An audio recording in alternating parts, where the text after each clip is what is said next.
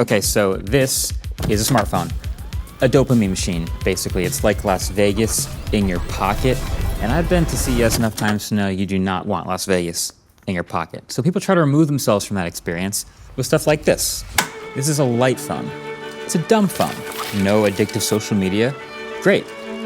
But also no WhatsApp, no Slack, no email, and no favorite public transit apps. So missing some useful stuff. Some people try to brick their existing smartphones, but that might not be enough for you. But then there's this middle ground. Devices that slow you down, but don't stop you from accessing the stuff you need every day. We'll call these Finite Scrollers. So we asked 2 members of our team to try out these Finite Scrollers.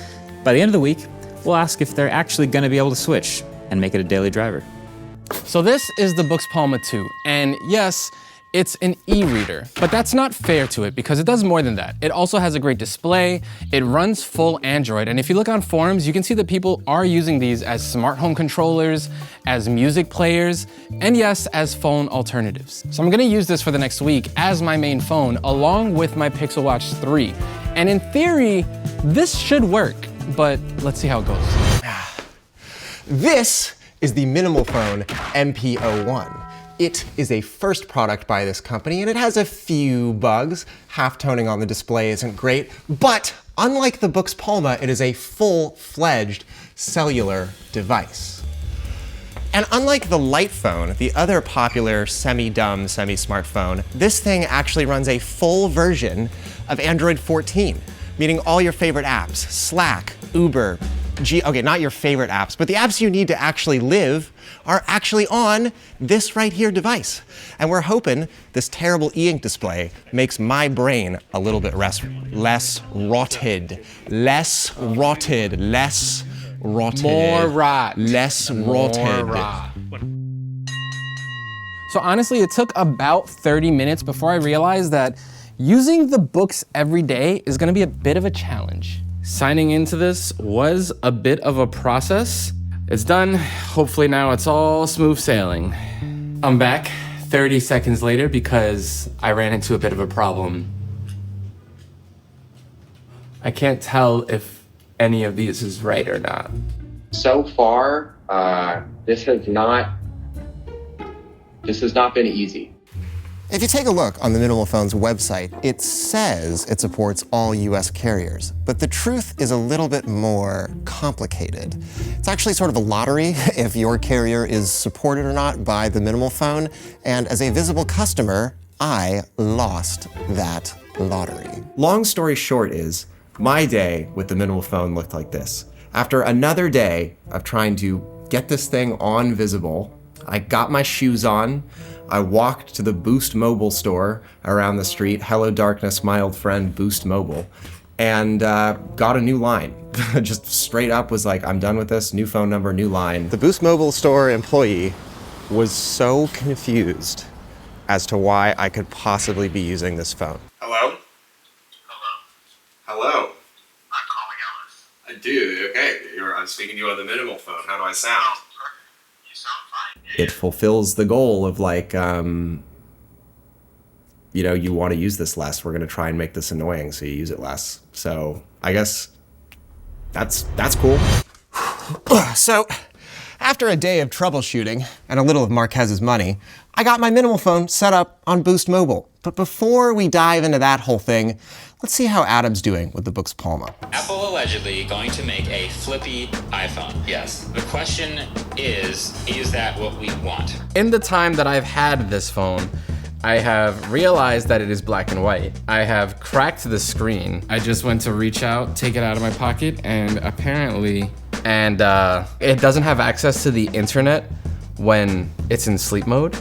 I have to unlock it, and then when I unlock it, it reconnects to all my services and gives me my notifications and stuff, which is both good and bad. And then anytime that I had messages, I was just using exclusively the Pixel Watch, and it was perfectly fine. I think the serious usage of this phone begins tomorrow, or tonight and tomorrow.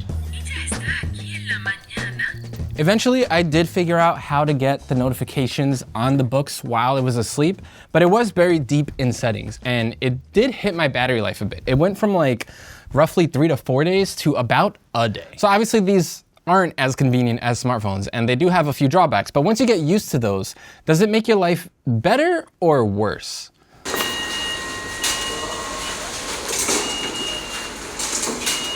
My morning was rough. My morning was rough. I got to the subway station and tried to tap to pay my way onto the subway.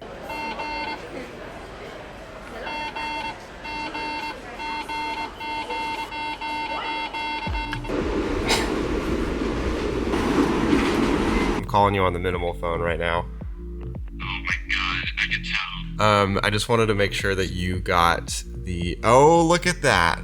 Minimal ink. So I just used the Boox with Google Maps all the way back from the city. And it does work. It's just you kind of need to know where you're going already because it's a little delayed since it's hotspotting from my phone.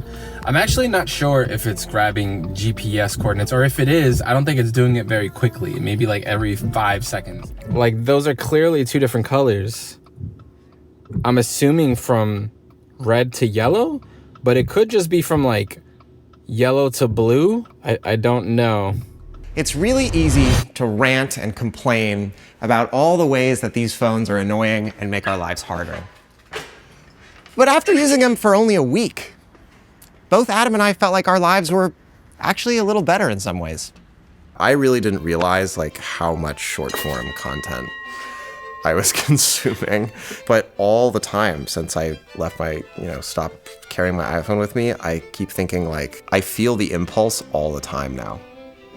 And I'm like, oh wow, I was cooked. Past weekend, my family had a big barbecue and I wasn't constantly pulling my phone out of my pocket. I was like able to just hang out with everyone who was there.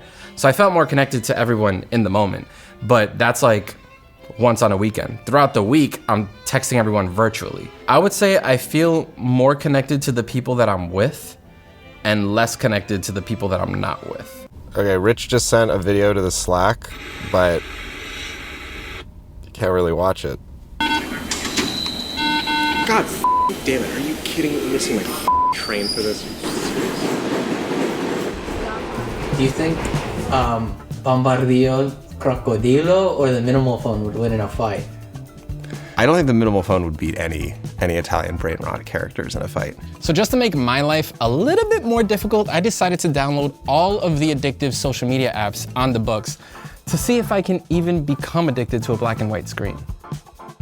I've been using the Boox all day. It is now at 21%, but I last charged it like yesterday morning or 2 days ago, something like that. So it's really good.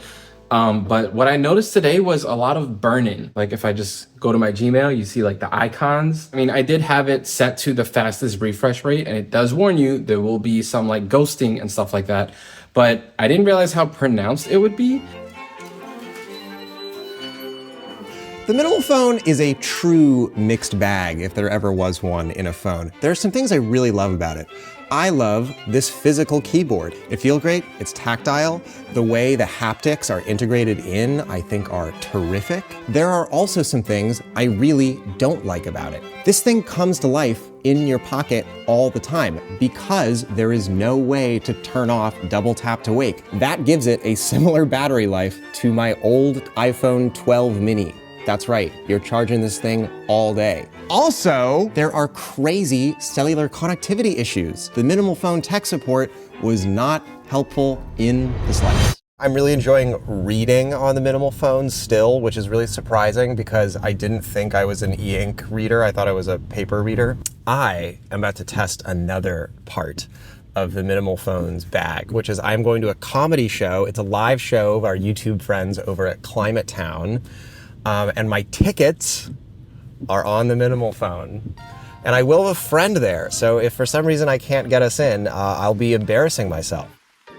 No, I've never been to Atlanta. And it was kind of sick, actually. One? Did it work? Yep. No way. All right, I'm here with my friend, Michael. We just got out of the Climate Town comedy show. Michael, as a non-tech reviewer, what do you think of this thing? They got to get the screen a little better, and then yeah. Okay. Another thing that sort of surprised me, because it wasn't an issue for me, but every time I'd show my friends this phone, they would go, wow, Ellis, this refresh rate on the screen is terrible. And I would always say, guys, it's e-ink. What do you expect? I don't know, I didn't get it, but clearly it's bothering people. Climate Town show is done. About to take the train home. Big moments for the minimal phone because I needed to use Google Maps to get there, and it got me there. Haven't had any issues today. Pretty solid. Again, just been on Wi-Fi, been at my desk, so nothing crazy, but just around the house, around the office, like this is not a bad device to have. It was proposed that this experiment goes for 2 weeks. No. I can't effectively communicate with Adam on a fake phone. Like, literally, I could not reach him the other day because this is not a phone. So we are not extending it. So the haters are right. The Boox isn't a phone. But if you pair it with a smartphone, it might actually help you have healthier online habits because this thing is beautiful. I loved using it. It's just not doing enough to replace my actual phone. Agree or disagree? My dumb phone makes me less stressed. 1, 2, 3, agree. Disagree. Oh. My dumb phone has me more connected with the people in my life. 1, 2, 3, agree. Disagree. Damn, time moves more slowly in a better way. Less stress. Also, my daily driver phone is a piece of shit. Like it makes you want to use it less, but even the things that you do want to do take longer and are a little bit more frustrating. A lot of people want to say that they would get stressed out using a phone like this, but I would argue that this phone removes the most stressful bits of your phone, i.e. social media. And I say that because this bad half-toning and the bad refresh rate and the weird screen aspect ratio make it not very fun to doom scroll. Download social media.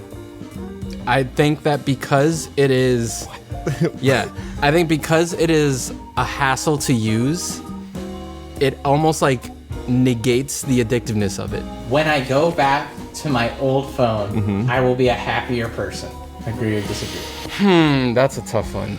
This guy just gave 2 hard disagrees and is like, but will it be better when I go back? Will it be better? That's See? I don't know. All right, so at the end of all this, Ellis is gonna keep trying to use a minimal phone. Adam had to quit after that week because he just couldn't subscribe. He couldn't hit the button to subscribe to the studio channel. It's really tough. Anyway, all of this has got me thinking a lot about the Dumbphone Paradox. See, if you've heard of one of these phones, then you probably watched this YouTube channel, or you care about things like displays and hardware and the way the software is integrated. And a person like that likes smartphones. But somebody who wants a dumb phone has to be both an enthusiast about the tech, but also want to have less of it in their life. Like, how's that the same person? If you're the kind of person who is interested in using a piece of technology solely because it is different and because that will bring you joy, then this might actually be the phone for you. But if you're not that person and you just want a phone that works, run. So like I've said it before, but these are objectively worse than regular smartphones. They're pretty bad daily drivers. But if you are someone who sits somewhere in that gap between loving the tech and wanting less of it in your life, then that's what these dumb phones are for you. Hey, if you want to see more about these dumb phones, you can click on our video that we've already made about them over here.